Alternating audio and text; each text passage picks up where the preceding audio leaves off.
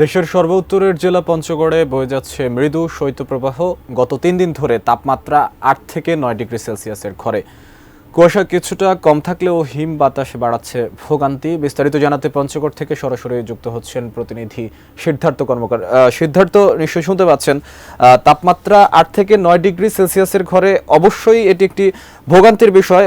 ভোগান্তি সাধারণত কোন দিকগুলোতে বেশি ভোগান্তি পোহাতে হচ্ছে সাধারণ মানুষকে?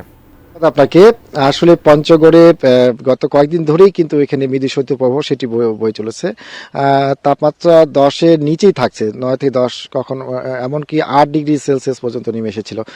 তো সবচেয়ে যেটা স্বস্তির বিষয়, গত দুদিন ধরে সূর্যের দেখা মিলছে, যার কারণে কিন্তু সাধারণ মানুষ তারা যে বলছে যে তাদের যে আসলে আয় রোজগারের মাধ্যম ক্ষেত খামারে এবং তারা বিভিন্ন কর্মক্ষেত্রে পাথর শ্রমিক রয়েছেন, চা শ্রমিক রয়েছেন, দিনমজুর রয়েছেন, তারা কিন্তু বলছেন তারা তাদের কর্মক্ষেত্রে ঠিকমতো যেতে পারছে না, যার কারণে তাদের যে আয় রোজগারের মাধ্যম সেটি কিন্তু চরমভাবে ব্যাহত হচ্ছে। বিশেষ করে এখন কিন্তু কৃষিক্ষেত্রে কিছু কিছু সবজির যেগুলি কিন্তু এখন মৌসুম চলছে, যেমন আলু, গম, ভুট্টা, মরিচ সহ অন্যান্য, সেগুলি কিন্তু তারা পরিচর্যা ঠিকমতো করতে পারছিলেন না শীতের কারণে, ঘন কুয়াশা এবং তীব্র শীতের কারণে তারা সেগুলি করতে পারছিলেন না। তো এখন আজকে বেলা ওঠার পর থেকে কিন্তু আমরা দেখতে পেয়েছি ক্ষেত খামারের মানুষজন তারা নেমে পড়ছেন কাজে।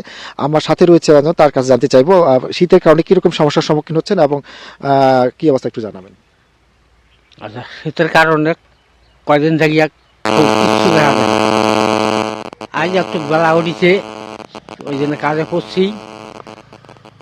আর সাহায্য তো কিছু পাওয়া যায় না, খেত খাওয়াও তো খুব খুব সিলিয়ার, না করলেও তো হয় না। এটার জন্য আর কি কিচ্ছু পাওয়া যায় না। ধন্যবাদ আপনাকে।